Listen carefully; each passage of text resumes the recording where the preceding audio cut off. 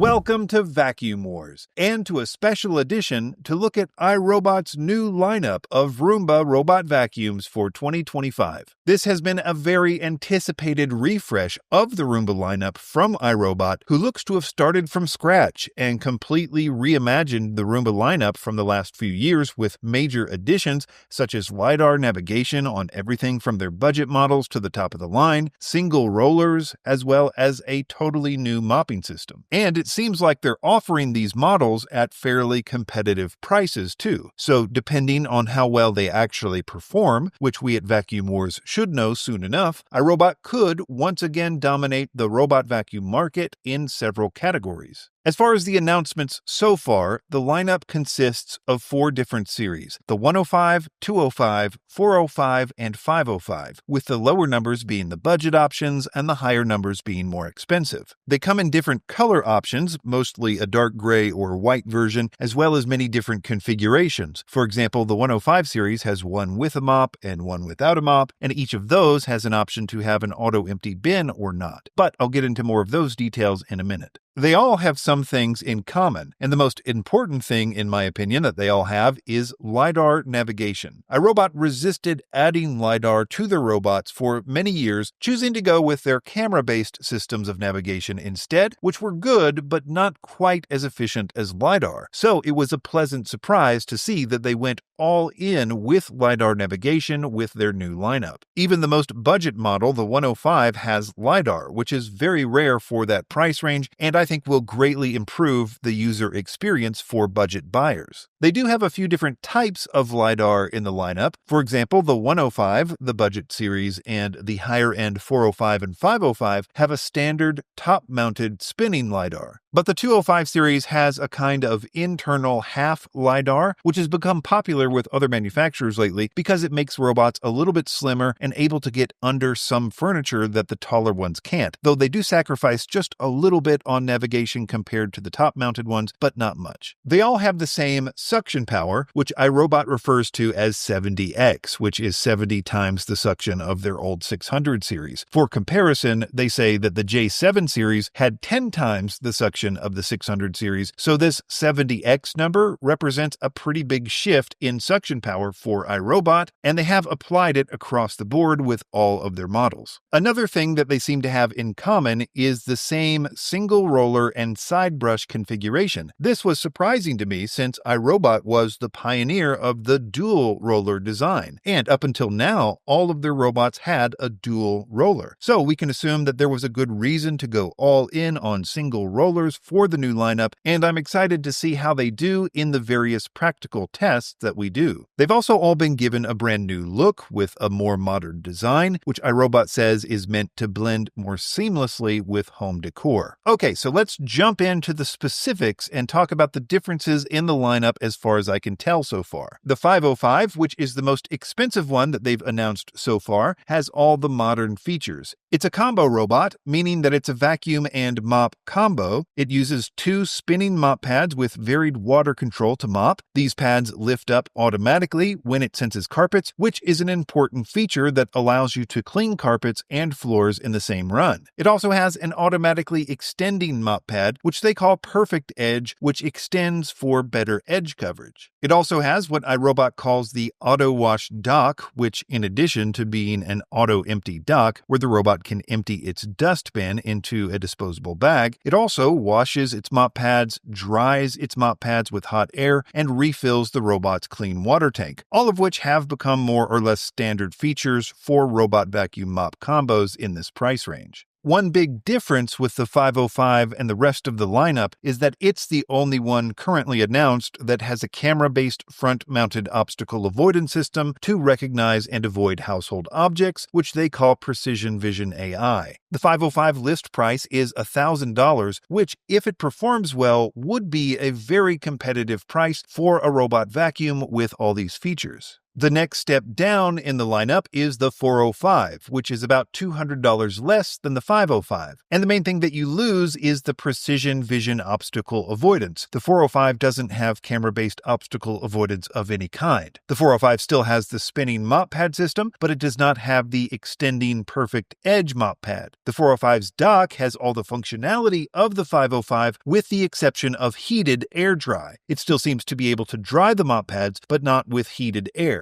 The 205 series is really interesting. They use the term dust compactor in the name, which refers to a feature in the robot's internal dust bin that mechanically compresses dirt and hair to allow for more debris to fit into the bin, which can be really helpful for houses with a lot of pet hair. The 205 series has a vacuum-only version and a combo version with a mop, but the mop style on the 205 differs from that on the 405 and 505. The 205 dust compactor combo uses a single fixed microfiber pad, which does not lift up automatically. It does, however, detect and avoid carpets and rugs so as not to get them wet, but you will need to physically remove the mop pad and do a separate run without it in order for it to vacuum carpets. Also, both the 205 versions use that internal LiDAR system I mentioned earlier and thus have a slimmer profile and can get under more furniture than the taller ones. The budget series, the 105s, are pretty interesting. iRobot for so many years has dominated the budget category with the Roomba 600 series, which was actually priced very similar to the base model 105. But now we have the massive upgrade as the budget models now have LiDAR navigation. You can get the 105s with or without a mop. In this case, the mop is the fixed pad style that you have to physically remove for carpet runs like with the 205. You also have the option to get one with or without the auto empty dock, which also is just for emptying the dustbin in this case. So that's all they've announced so far about the new Roomba lineup. I'm not sure if they will discontinue the previous lineup or not, and I'm excited to test all of these out. At Vacuum Wars, we don't do sponsored reviews, but buy all the products we test ourselves,